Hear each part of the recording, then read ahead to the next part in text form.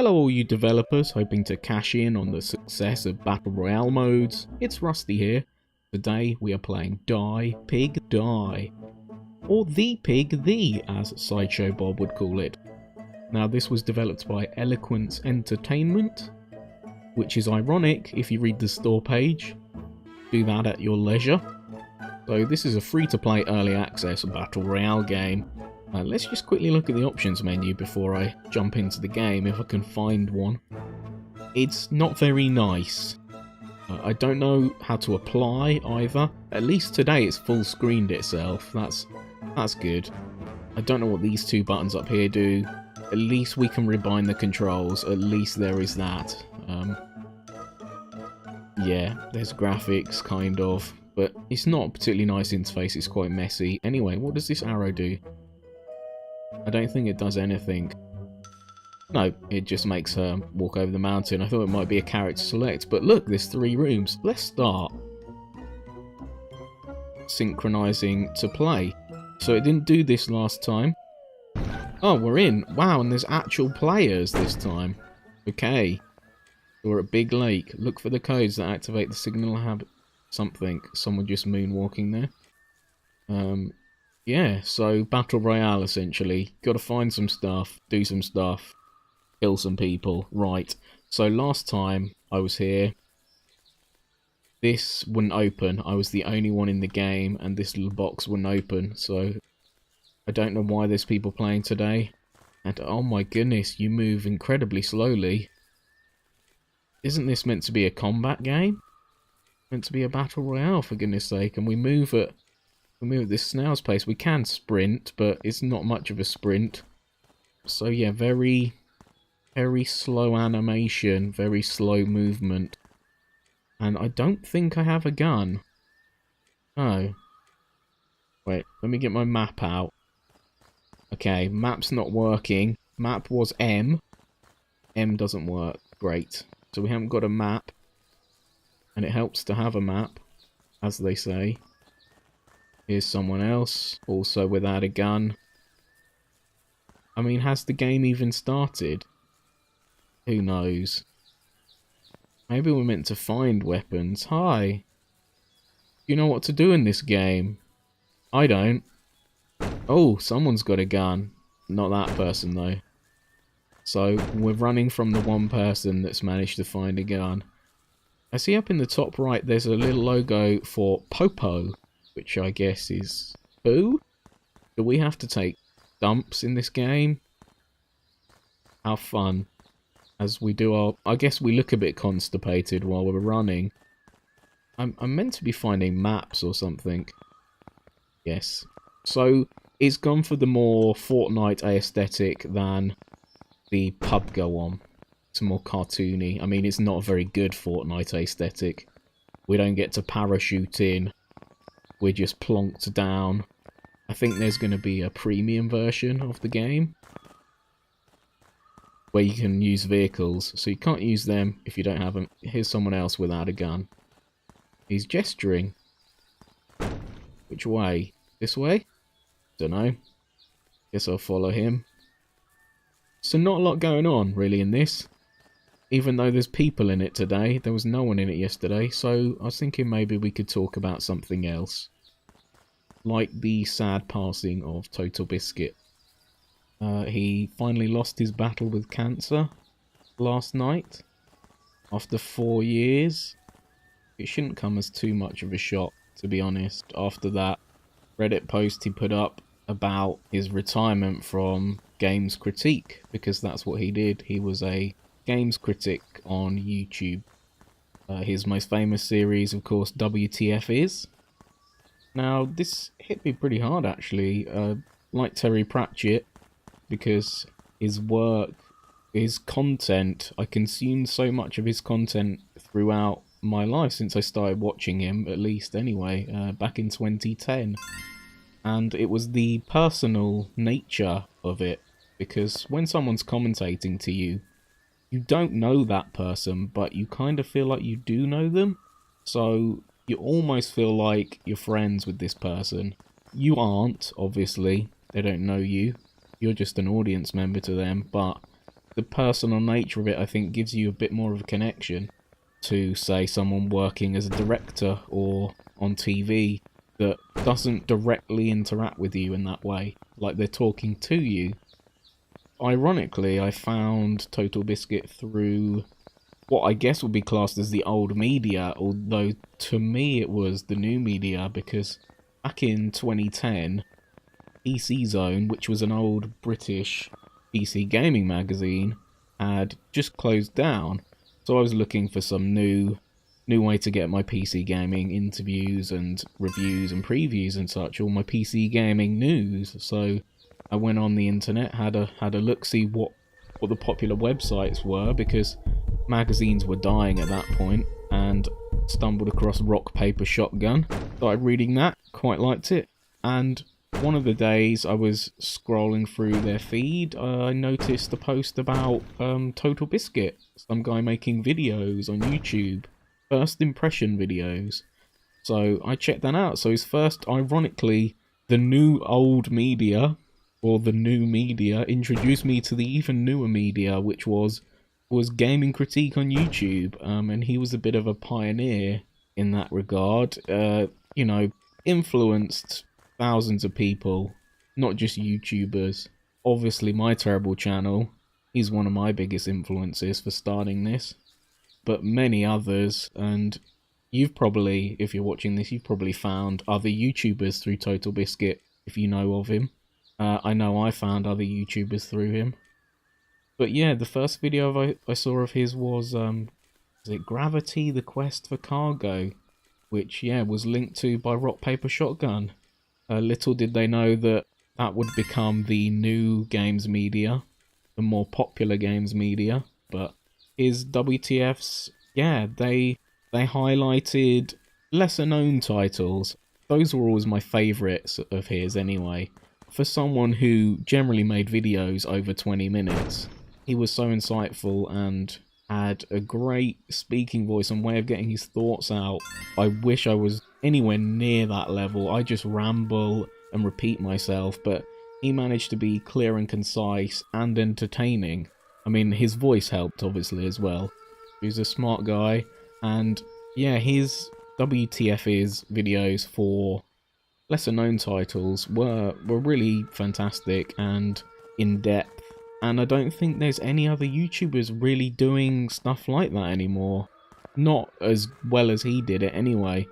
You say there's people like Jim Sterling, another person he probably influenced in some way. I mean, there's many more. But he tends to, you know, scrape the barrel like I do on my crappy channel. TB generally didn't go for the low-hanging fruit. He tried to find stuff that interested him and that would interest his audience.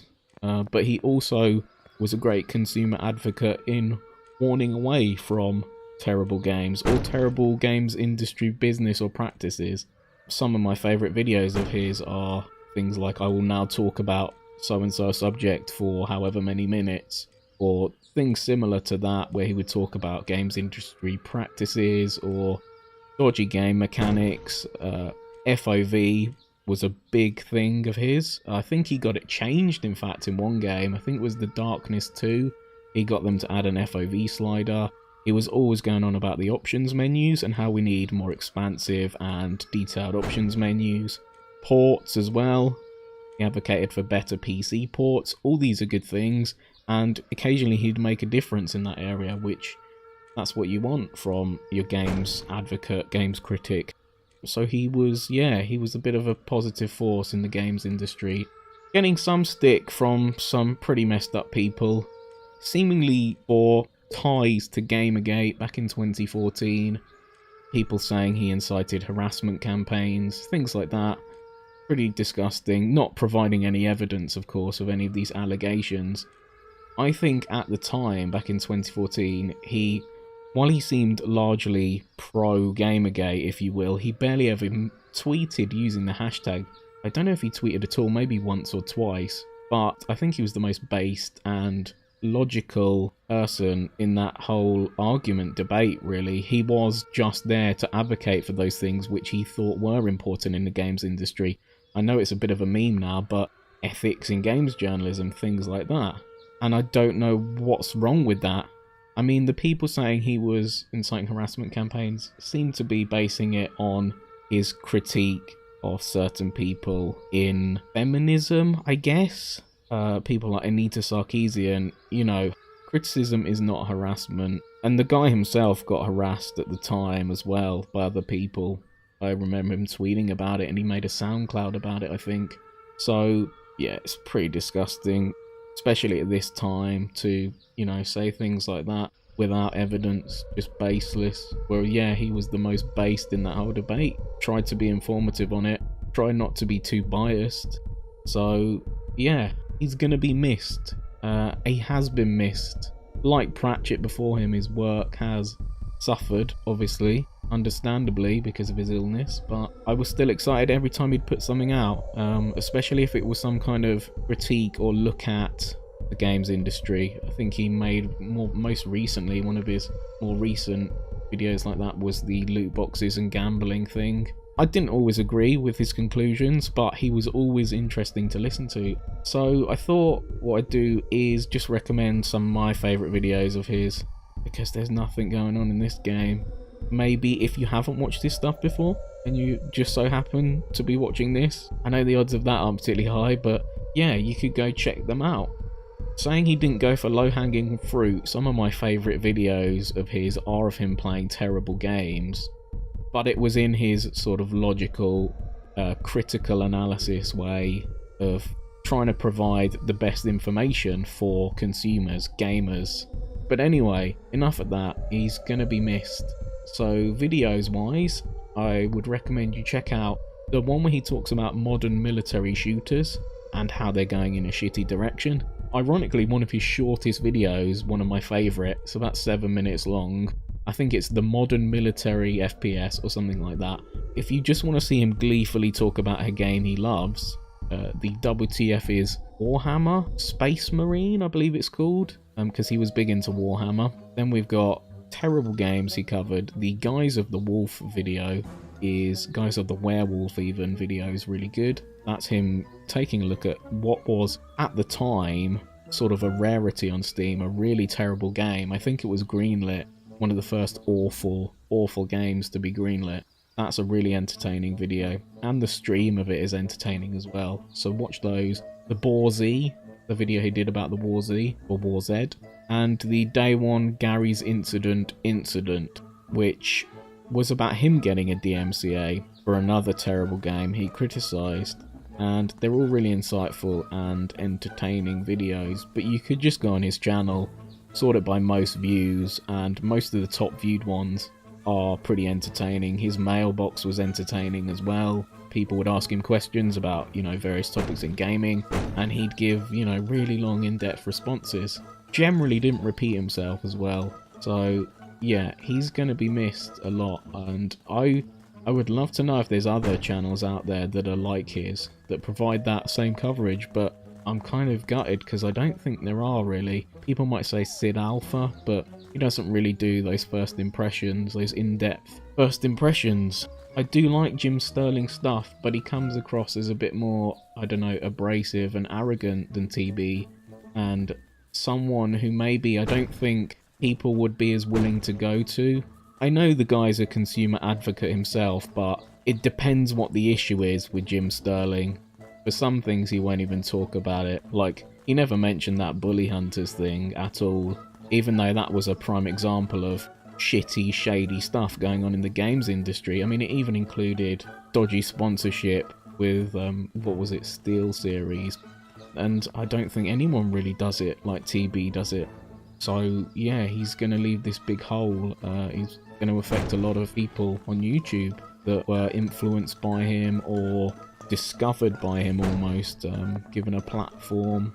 And it's a sad day in the gaming community, in the games industry, and he will be missed. R.I.P. TB.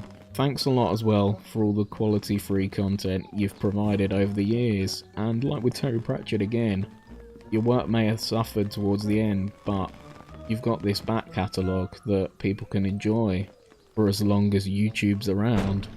So you'll still be around in some way, which is a great thing.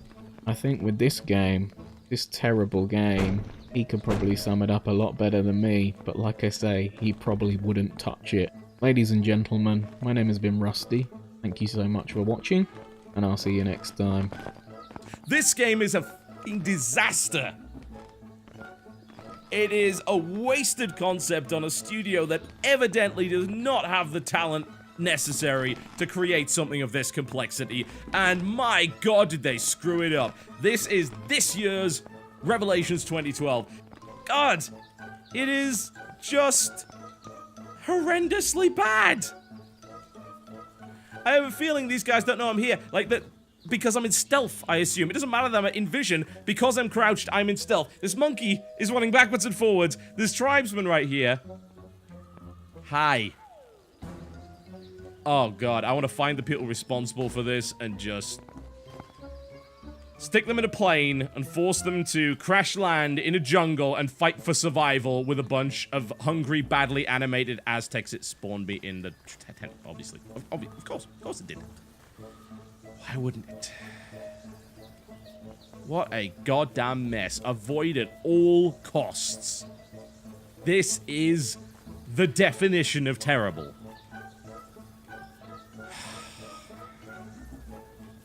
I'll see you next time.